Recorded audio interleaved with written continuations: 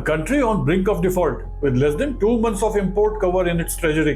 Yet, it has wide array of weapons and armaments with well-equipped armed forces and war threats which never stop. How can Pakistan, with an economy in ICU for over a decade, even think of war?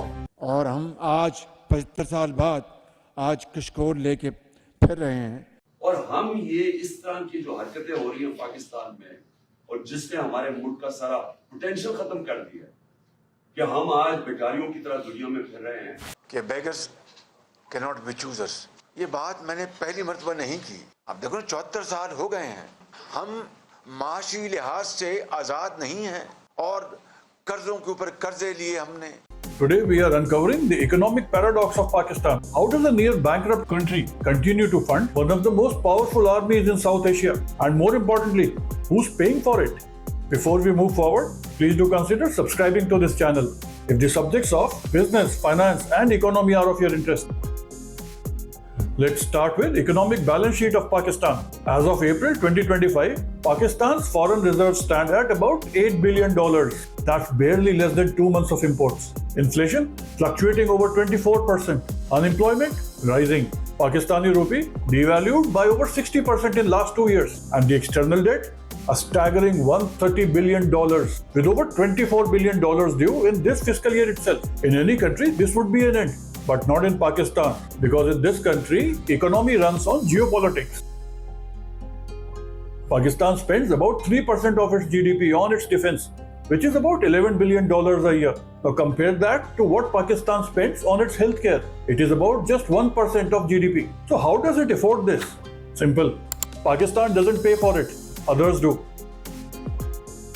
Welcome to Pakistan's economic playbook. Rent out geopolitics to China, the US and other Middle East countries. Leverage instability, a bargaining chip. Extract strategic aid, not as charity, but in return of its services.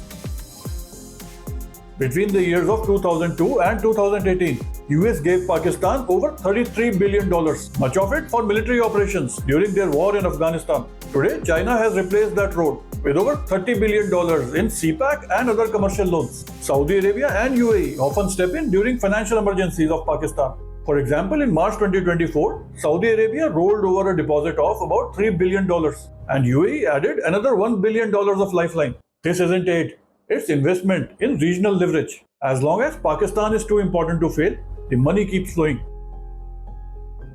What makes military untouchable in Pakistan? It's that it's not just an army. It is the only army in the world which is the corporate empire which owns the country. From cereals to cement, fertilizers to real estate, military-run conglomerates like Fauji Foundation, Shaheen Foundation and Army Welfare Trust dominate Pakistan's economy.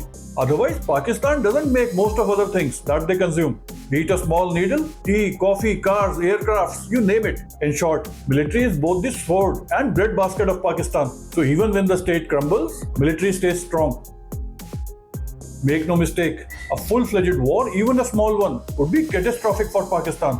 The world knows it, but is highly concerned about its nuclear weapons, radical religious mindsets, and such other things. In 2019, post-Balakot, Pakistan lost over $1.5 billion in stock market in just 2 days. Exports fell, foreign investment stopped, and IMF negotiations delayed. In 2025, in just 2 days post-Pahalgam, Pakistan lost over $6.4 billion as Karachi Stock Exchange fell by over 2%.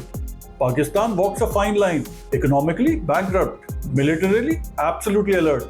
A nation powered less by its industry but more by its strategic value.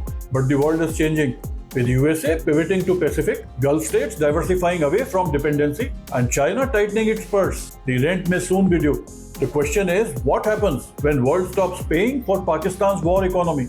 Do not forget to mention your views in the comments. If you found this breakdown valuable, do hit the like button and share it with someone who should know the real story behind Pakistan's economy and its geopolitics. And last but not the least, do not forget to subscribe to the channel. Be inspired, keep building.